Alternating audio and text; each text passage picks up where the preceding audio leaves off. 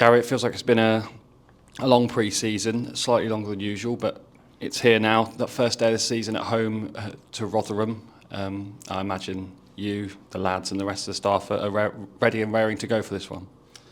Yeah, I think everyone's excited. I think we've prepared extremely well. We decided to do a slightly longer pre-season, which allowed the players time to get their fitness, build relationships on and off the pitch.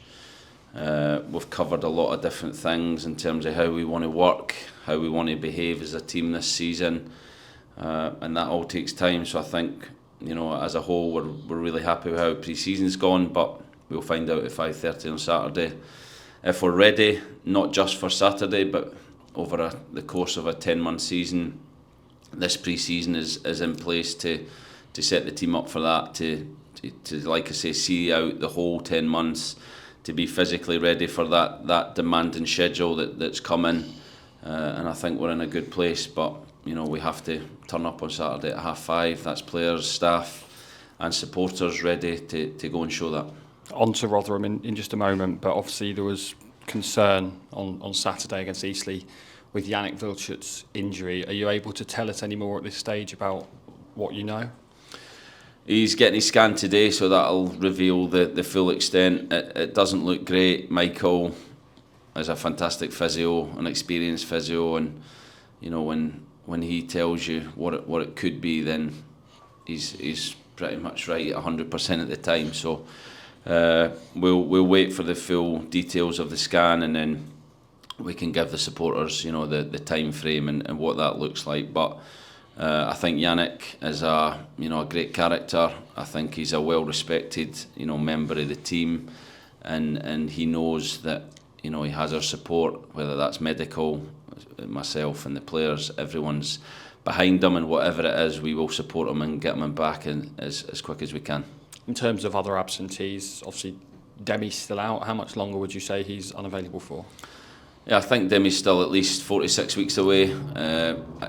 Again, he's been out for a long time with his knee injury. He picked up a little calf injury during pre-season, which set him back a bit, but didn't really alter the time frame that we would expect anyway for Demi to be playing games. So I always say to players, little things like that, it's almost like your body telling you to rein it in a little bit and take it easy, and then when your body's ready to go, normally it finds the answers and pushes itself. So I think Demi probably needed those extra few weeks to get his strength up in his knee, and hopefully we see him back on the grass soon and build up his fitness levels to get him out on the pitch again.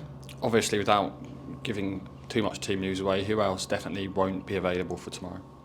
For Saturday. Sonny Cox has a knee problem that he picked up in the Brentford game, which will probably be a couple of weeks, 2 or 3 weeks. Jay Bird picked up a knee injury in training, and he will be potentially 2 or 3 weeks. He's had an injection in that to try and calm it down, and those are definitely out. Everyone else is fit. There's obviously a few niggles within the camp that we will have to assess over the next couple of days and pick a team and a squad that's ready to win on Saturday.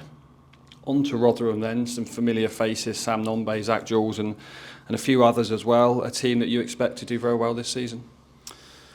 Yeah, I think they're a really strong team that's come down from the Championship and spent a fair bit of money, but spent it very wisely. They've assembled a really strong team, a really strong squad. They have a fantastic manager who knows how to get out of leagues, knows how to win promotions. So I've no doubt they will be one of the favourites. I've been there myself when you spend a lot of money in League One and you have to deliver, you have to win.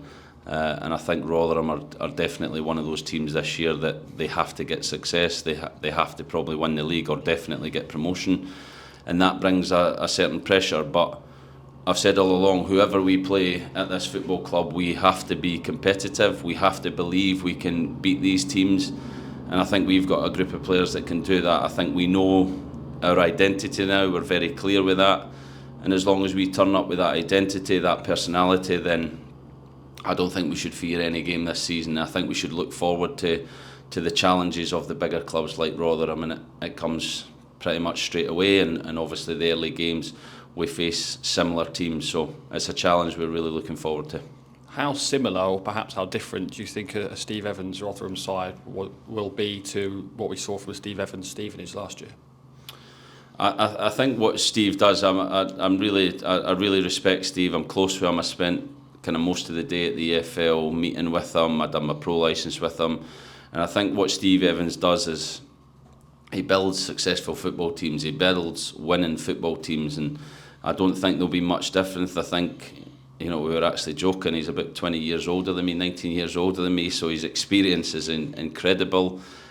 He knows how to get the job done, and I think his teams are always very similar. They're always hard to play against, so we know exactly what to expect on Saturday, and if we're not at our best, if we're not ready to compete, then we're going to lose the game, so we have to be ready for that challenge.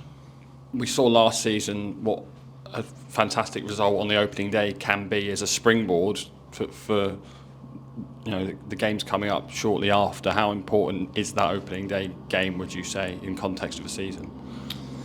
Yeah, I've told the players we want exactly the same start. If somebody can score after 29 seconds, then that would be brilliant.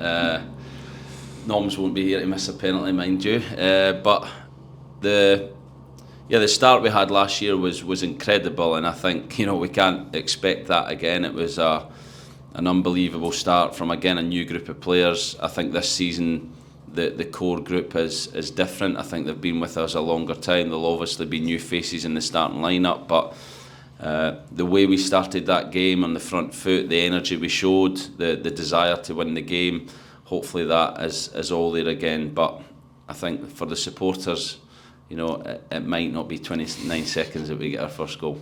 Yeah, I think probably expectations are high now after that, so just sort of managing them is important. Obviously, a lot of the players got their first feel for SJP in front of a crowd last weekend. Obviously, the Big Bank was shut, so it's going to be great to see the Big Bank in full voice for the first time on Saturday. Yeah, and we've spoke to the players about that. We trained at the stadium, we played there obviously, but we said you've not experienced SJP in full voice yet. It's a unique stadium, I think, in the modern day because of the Big Bank, and I think it provides a unique atmosphere. It never feels like there's only 8,000 people in there. It feels like there's so much more. So the players are, with myself, the staff, and obviously Sweens and players that have been here for a long time, they know what to expect, they know what's coming, they know the support they're going to get, and it's now up to us to go and deliver and give them a team that they can be proud of, and a team that represents them in the right way. And finally then, there's a birthday in the camp. Jake Richards, 17 today. Happy birthday to Jake. Where does the club stand, or where do you stand in terms of offering Jake a professional deal now that he is at the age where that's possible? Has he not signed it yet?